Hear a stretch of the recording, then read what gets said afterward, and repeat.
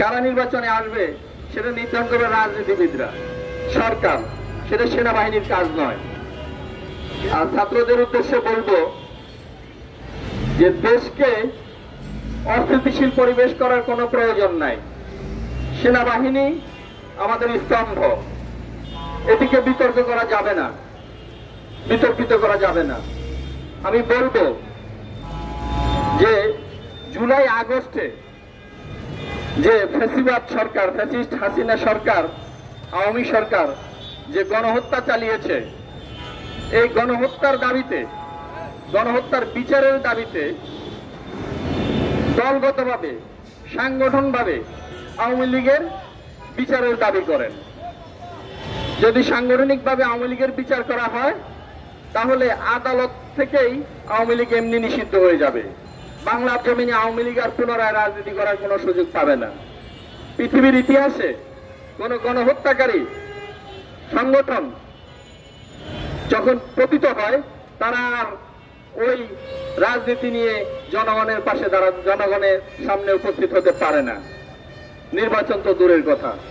তাই বলবো আপনারা দ্রুত দেশ মেরামতের কাজে নিজেদেরকে আত্মনিয়োগ করেন। দেশের যে সাংবিধানিক সংকট, সেই সংকট থেকে উত্তরণের জন্য গণপরিষদ নির্বাচনের মাধ্যমে একটি নতুন সংবিধান প্রণয়ন করে নতুন বাংলাদেশ গঠনের চিন্তা করেন।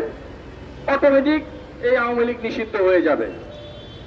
আমি আজকের আয়োজক সংগঠনকে ধন্যবাদ জানাই।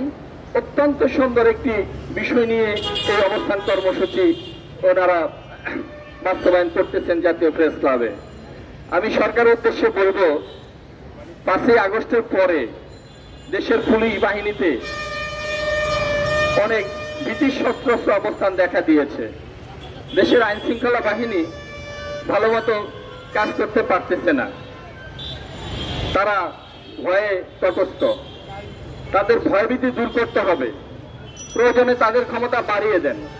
আর যদি পুলিশের জনবলের অভাব হয় তাহলে যদি মনে করেন যেখানে ফ্যাসিস্টের অনেক দোসররা পুলিশ বাহিনীতে আছে তাহলে তাদেরকে সাইড করে যারা চাকরি থেকে অবসরপ্রাপ্ত সিনিয়র পুলিশ অফিসার আছেন তাদের মাধ্যমে একটি কমিটি গঠন করে নতুন করে ছাত্র জনতা থেকে 1 লক্ষ নতুন পুলিশ সে ট্রেনিং প্রস্তুত করে তাদেরকে পুলিশে নিয়োগ দেন।